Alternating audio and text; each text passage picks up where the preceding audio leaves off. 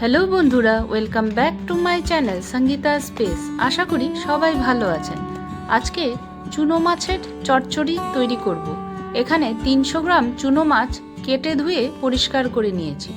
পরিমাণ মতো হলুদ গুঁড়ো ও নুন দিয়ে মাছটাকে ম্যারিনেট করে নিয়েছি। বন্ধুরা, সম্পূর্ণ ভিডিওটা দেখার অনুরোধ রইল। আমাকে সাপোর্ট করার জন্য আমার চ্যানেলটাকে সাবস্ক্রাইব করে পাশে থাকা বেল বাটনটা ক্লিক করে দেবেন, যাতে সবার আগে নোটিফিকেশনটা পেয়ে যান। চলুন এবার রেসিপিটা শুরু করা যাক। কড়াইতে প্রয়োজন মতো সর্ষের তেল দিয়ে দিয়েছি। তেলটা গরম হয়ে গেলে ম্যারিনেট করা মাছগুলো ভাজার জন্য দিয়ে দিলাম। মিডিয়াম ফ্লেমে মাছগুলোকে হালকা করে ভেজে নিয়েই তুলে নিয়েছি।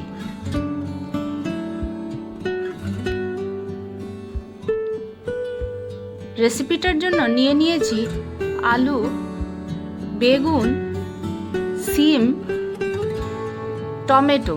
এগুলো পাতলা পাতলা করে কেটে নিয়েছি, আর পেঁয়াজকলি ছোট ছোট করে কেটে নিয়েছি। কড়াইতে প্রয়োজন মতো সর্ষের তেল দিয়ে দিয়েছি। ফোড়নে 1/2 টিস্পুন কালো জিরে দিয়ে দিলাম। চেরা কাঁচা লঙ্কা যোগ করলাম। এবার কুচনো পেঁয়াজ দিয়ে দিলাম। একটা মিডিয়াম সাইজের গ্রেট করা পেঁয়াজ দিয়ে দিলাম।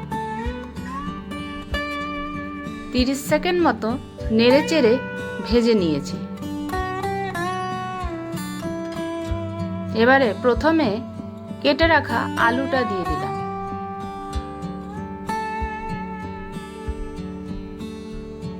আলুটাকে নেড়ে চেড়ে 1 মিনিট মতো ভেজে নিয়েছি। এবার সিম, টমেটো ও বেগুন যোগ করলাম।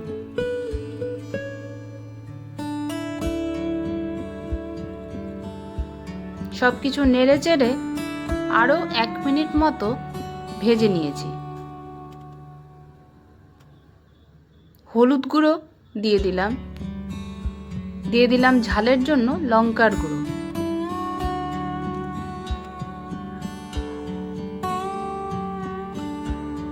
তারপর পেঁয়াজকলি যোগ করলাম। একটা মিডিয়াম সাইজের টমেটো গ্রেট করা দিয়ে দিলাম।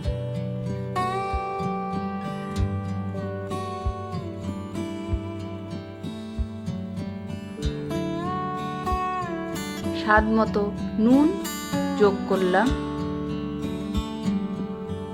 নুনের টেস্টটা ব্যালেন্স করার জন্য সামান্য চিনিও দিয়ে দিলাম। ধনে গুঁড়ো ও জিরের গুঁড়ো যোগ করলাম।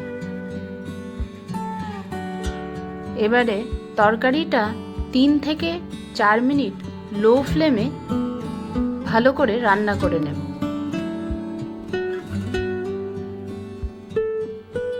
সামান্য জল দিয়ে দিলাম, যাতে তরকারিটা মশলার সাথে ভালো করে কষানো হয়ে যায়।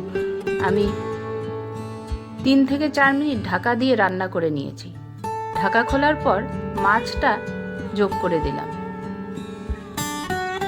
মনে হচ্ছে আরেকটু জল প্রয়োজন আছে, তাই সামান্য জল যোগ করলাম। চচ্চড়িটা আরও 4 থেকে 5 মিনিট লো ফ্লেমে রান্না করে নিয়েছি। তৈরি হয়ে গেল শীতের সবজি দিয়ে দুর্দান্ত স্বাদের চুনো মাছের চচ্চড়ি। অনুরোধ রইল রেসিপিটা একবার ট্রাই করে দেখবেন। সবার ভিডিও যদি ভালো লেগে থাকে লাইক শেয়ার করবেন। আজকে আসি, টাটা।